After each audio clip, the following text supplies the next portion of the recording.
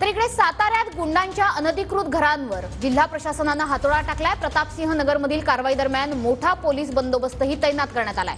गुंड दत्ता जाधव, युवराज जाधव आणि लल्लन जाधव यांच्या घरावर हातोडा पडलाय। एकूण 16 गुंडांची घरं ही जिल्हा प्रशासनाकडून जमीनदोस्त करण्यात आली आहेत। संबंधित गुंडांवर दरोडा, बलात्कार, खून आणि घरफोडीसारखे गुन्हे दाखल आहेत। सातारा जिल्हा प्रशासनानं प्रतापसिंह नगर येथे अतिक्रमणाची मोठी कारवाई जी आहे ती आज सकाळपासूनच सुरुवात केलेली आहे। या कारवाईला मोठ्या स्वरूपात जवळपास 16हून अधिक बांधकामं जी आहेत ते आज पाडण्याचं काम जे आहे ते आज सकाळपासूनच या ठिकाणी घेण्यात आलेलं आहे।